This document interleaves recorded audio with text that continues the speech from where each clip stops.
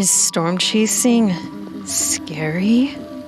Well, sometimes, but it's not because of the weather. That's right, today I'm sharing with you my favorite abandoned places we've come across, and some of these are scary.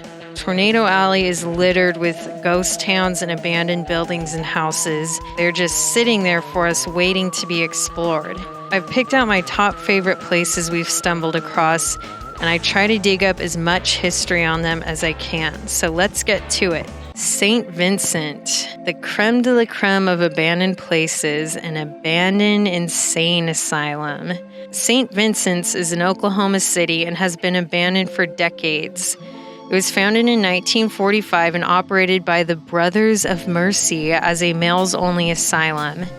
It rapidly grew after its inception, and in 1953, an addition was added to the building by the Nursing Order of Catholic Brothers. This included semi-private rooms with connecting baths, a lounge on each floor, nurses' stations, and a chapel. In 1957, it had males from as young as 7 to as old as 90. The first tragedy struck in 1962 when a supposedly schizophrenic nurse suffocated 2 patients and attempted to push another patient down the stairs. He later turned himself into police and was institutionalized. A priest named Frank Dolan took over the asylum in the 80s and turned it into a rehab facility called the Main Artery. Now, Frank was an interesting priest. In 1984, he approached an undercover male police officer for sex and was arrested for soliciting prostitution.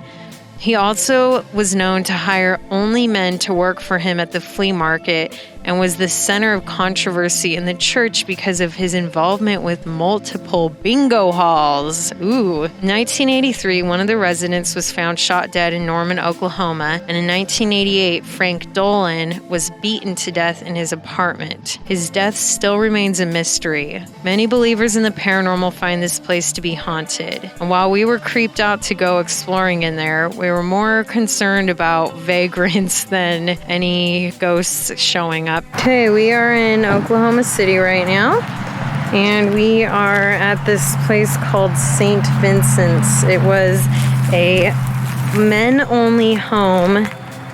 Dad, is this a poisonous plant, or can I go over it? And I guess the father or whatever who ran it was a molester? Or no, he solicited male prostitutes. And 2 nurses, or a nurse committed murder. A nurse suffocated. Oh my freaking gosh. Hello. Hello. Dad, don't. Get in here. Come out now. We should download the ghost radar. No, absolutely not. Is anybody feeling anything? What? Dad, what did you push me for? I heard music. Okay. I don't think this is gonna stop any. Dude, I bet that's piss. Dad thinks that's they just pee. keep talking about patients. Well, people have hung out in here before. Get rid of that. Yeah, there's a staircase. What the heck is that here? Put it in here. Is that a bong? No, what is that? No, it's an old doorknob. There's like an old Christmas tree sign in here. Well, it's like a crack house. I'm not feeling creepy about any ghosts or anything. I'm mostly creeped out about some vagrant being in here. Do you think this is matted down fecals? Yeah. Who knows, man? There's no dogs and animals in there. Probably raccoon. It looks like raccoon claws. Yeah, I think the raccoon has been living in here. It's like downstairs. Ooh, showers. It's like the old restaurant. Creepy. Sick creepy. Ew, yeah, they have pink tiles over there. Ew. Pink tiles. It stinks. I feel like I'm breathing in toxins. Yeah, it's probably mold and crap in there.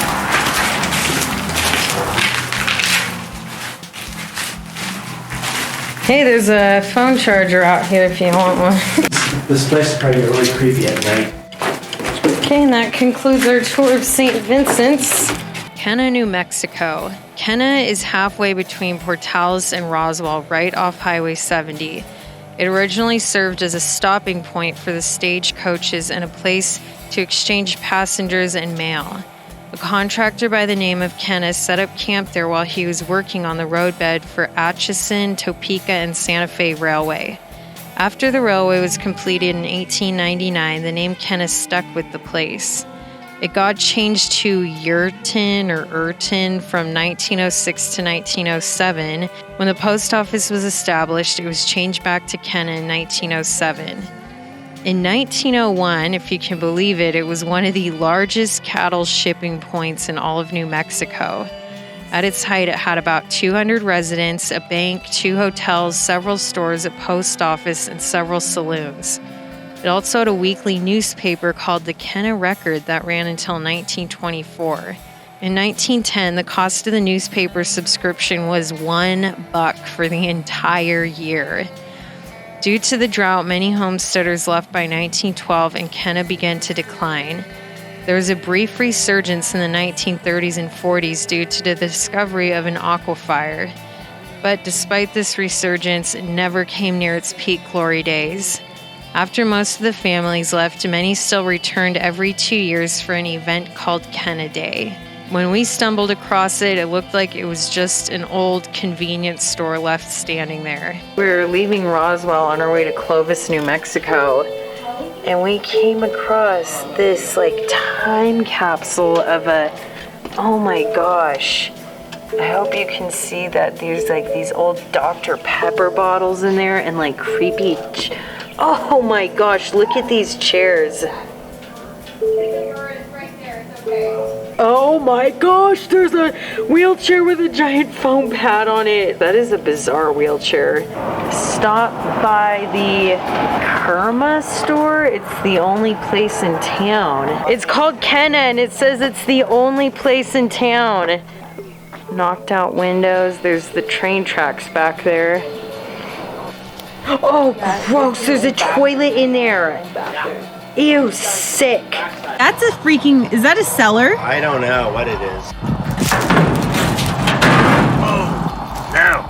Look, come here. Oh, I'm scared. Look, no, look. Is it a store? No, it's like a generator or a gas tank. Look. Oh. There's some sort of deteriorating bird or a dead bird. Ew. But look in the window here. You can see there's the other side of the garage. Gross. That's like a Look weird at this. dead rodent. He's still going there. Look at that old tool cabinet. Yeah, that's so cool. Look at the old water thing. Oh my gosh, like a water cooler or a water fountain. Viola Center, Iowa. This was truly in the middle of nowhere, and we actually passed by a farmer on our way out of town who has lived there for decades. He told us all about how much that area has changed over the years, which was great to get an insight from a local. Viola Center is in Audubon County, Iowa, and the post office was founded in 1881 and discontinued in 1900. The school was built in 1922 and served as the schoolhouse for several rural towns in that area. It was originally an elementary and high school, and in 1957 it became part of the Audubon School District. It was closed after school ended in 1973 and was demolished in 2018. Although it went through the hands of multiple owners after it closed, nobody could renovate it and restore it to a working building. Thankfully, we got to explore it before it was demolished, and boy, was it full of treasures. We came across this weird building. We're in Iowa, driving towards Kansas City. And there's this weird building in the middle of nowhere. We're in the middle of cornfields. This is 1922. It has a book. Maybe Almost I think it's an old school. Oh, that's so creepy. You guys want to go in? Oh wow, it's open. You can go inside. Oh, yes. Whoa, there's a bird. National Geographic. Ew, there's That's a baby ancient. bouncer thing. What is the year on this thing? Oh, sick. Oh, There's wow. leg holes for a baby. Oh, old desks. This was an old school, I think. School. 1955. Oh my gosh, that's crazy. We should take it. 1955 Nat Dad, look, Geo. that's an old school desk. You're right, this was a school. Look. Dad, that's an old school desk. Look. Oh, wow. Dad, did you lock the car door? What if this is a trap and they wait for people to come, leave their car, and then they take all of your stuff out? Look at, there's an old guitar case. Whoa, look at that old, what the heck is that, a microwave? What is that? And are those like Playboy Oh my dishes? gosh, Dad, look at this thing right here. This space thing, science set. Oh my gosh. Oh my gosh. Wow. That's crazy. This is insane. Basement, Alyssa. Ew, oh, I dare you to go get there. Ew, this is the basement. Class. Ew, there's like weird thermoses and bottles. Ew, that rope swing looks so scary, but this is some kind of gymnasium. A weird baby tray. Oh my gosh, an old teddy bear. Brittany, can you shine your light on this? Look at this. Ew, what is this? Was like their Quick, bathroom. go. She is watching. Oh, I hate when people spray paint creepy crap like that. Like debris everywhere.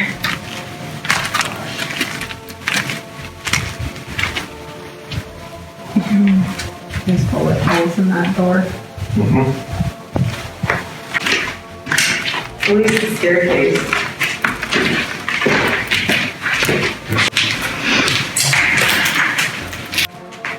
Walk down here. Hell no. Wow, look at this, guys. Whoa. Can you imagine being in here in a thunderstorm? Scary. Yeah, the wind. Are those like mice chirping or birds?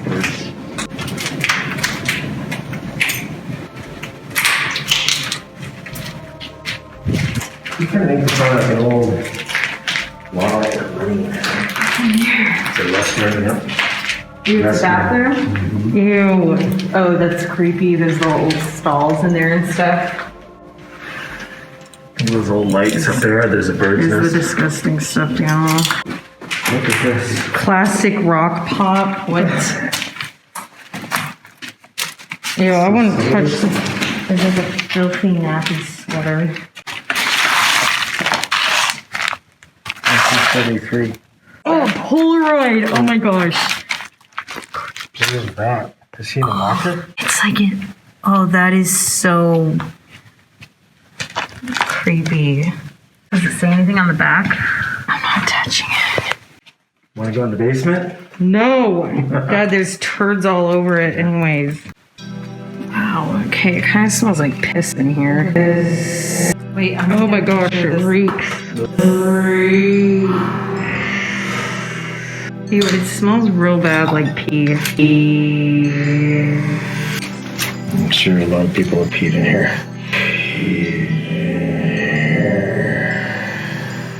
It smells really bad. Really bad. I can't smell it. Oh my gosh, it smells like a dead animal. Dead animal.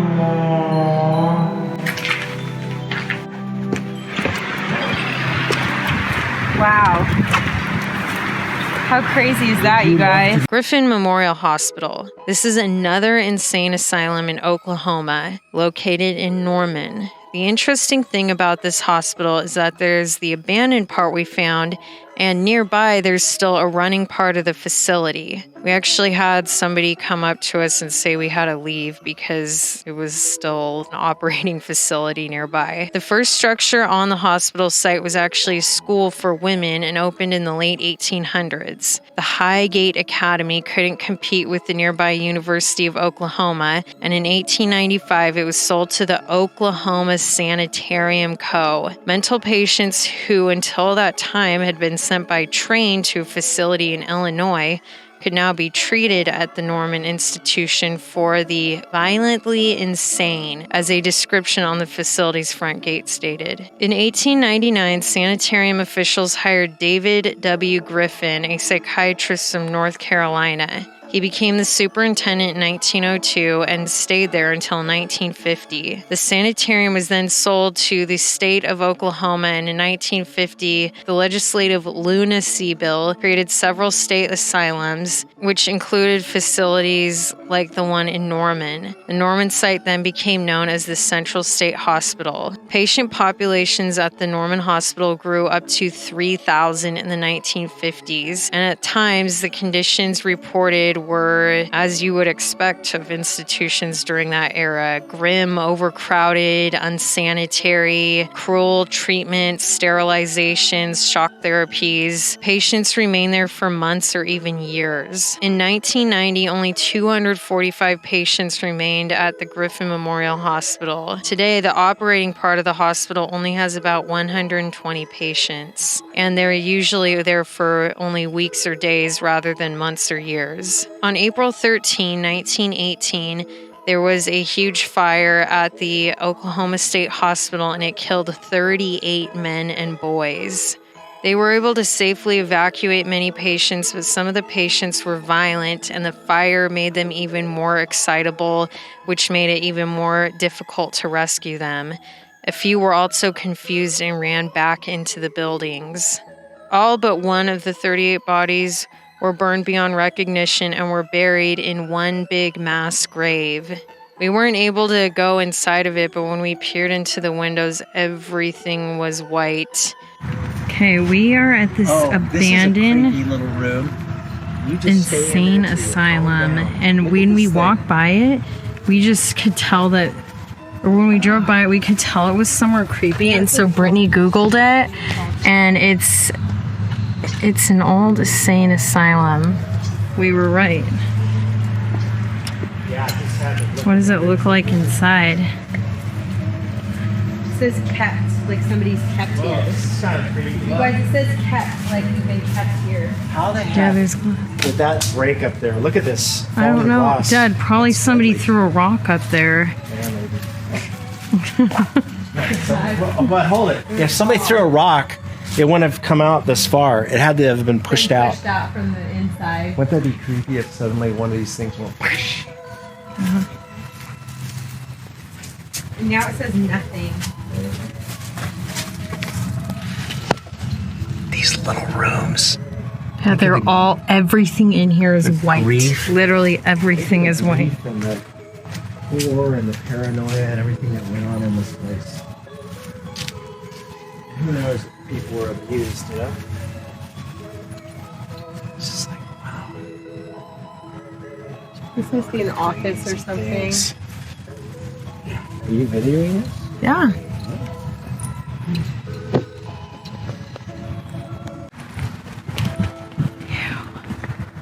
Just look at. Dad, what if there was a tornado and they turned this into a shelter? I don't think I want to stay in Oh the my gosh, Dad, class. this must be like, I wonder if this is patient, like, I don't know, it's How all they got bolted this- off. Dude. Oh yeah, look at this, Alyssa. They bolted in the screens. Wow. See that? Yeah. How did these trees get inside?